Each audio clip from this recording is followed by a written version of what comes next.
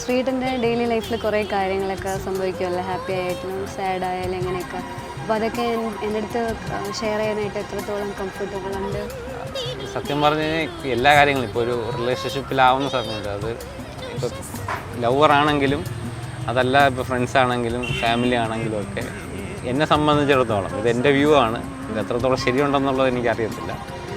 എനിക്ക് സന്തോഷം ആൾക്കാർക്ക് മറ്റുള്ളവർക്ക് ഞാൻ പറയുന്ന കാര്യങ്ങളിൽ ഒരു സന്തോഷം ഉണ്ടാകുന്നുണ്ടെങ്കിൽ മാത്രം ആ കാര്യം ഞാൻ ഷെയർ ചെയ്യാറുള്ളൂ. അതല്ലാന്നുണ്ടെങ്കിൽ എനിക്ക് അത്രയും ഡീപ്പായിട്ടുള്ളൊരു കണക്ഷൻ വരുന്ന ആൾക്കാരുടെ അടുത്ത് ഞാൻ എൻ്റെ ഡെയിലി റൊട്ടീനുള്ള എല്ലാ കാര്യങ്ങളും പറയുന്നുണ്ടാവും.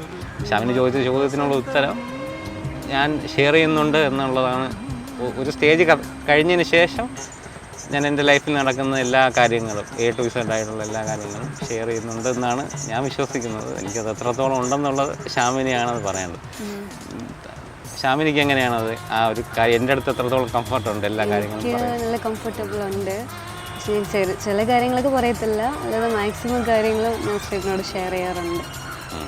അതിലെനിക്ക് വേറെ പ്രശ്നങ്ങളൊന്നുമില്ല. എനിക്ക് നല്ല സൊല്യൂഷൻസ് കിട്ടാനായിട്ടോ എനിക്ക് നല്ല ഒരു എന്തെങ്കിലും സജഷൻസ് കിട്ടാനായിട്ട് ഞാൻ ശ്രീയേട്ടനടുത്താണ് മാക്സിമം എല്ലാം ഷെയർ ചെയ്യുന്നത്.